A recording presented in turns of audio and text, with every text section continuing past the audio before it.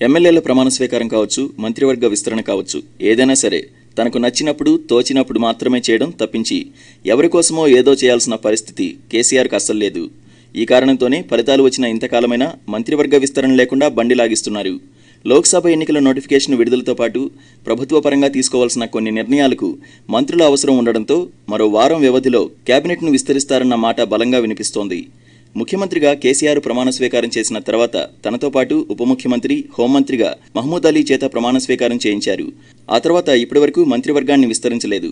మరో వారం వ్యవధిలో విస్తరించనున్న కేబినెట్లో ఎవరికి చోటు లభించనుంది అన్నది ఇప్పుడు ఆసక్తికరంగా మారింది. తన నిర్ణయాన్ని ప్రశ్నించడం తర్వాత కనీసం చర్చ జరిపే సీన్ కూడా లేని ప్రస్తుత పరిస్థితుల్లో మంత్రులుగా ఎవరిని ఎంపిక చేస్తారన్నది ఇప్పుడు ఆసక్తికరంగా మారింది. విశ్వసనీయ వర్గాల సమాచారం ప్రకారం టీఆర్ఎస్లో తొలి నుంచి కేసీఆర్తో ఉండి తొలి ప్రభుత్వంలో కీలక మంత్రులుగా వ్యవహరించిన పలువురు సీనియర్లకు కేసీఆర్ హ్యాండ్ ఇవ్వడం ఖాయమంటున్నారు.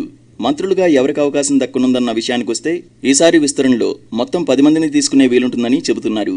కేసీఆర్ అదృష్ట సంఖ్యలుగా 3, 6, 9 చెబుతుంటారు. 10 మందిని తీసుకుంటే కేసీఆర్, మహమ్మద్ అలీని కలిపితే 12 మంది అవుతారు. 12లోని 2 అంకెల్ని కలిపితే 3 అవుతుంది. ఇప్పటి వరకు ఉన్న అంచనాల ప్రకారం 10 మందికి తొలి విస్తరణలో అవకాశం లభిస్తుందన్న అంచనాలు వ్యక్తమవుతున్నాయి.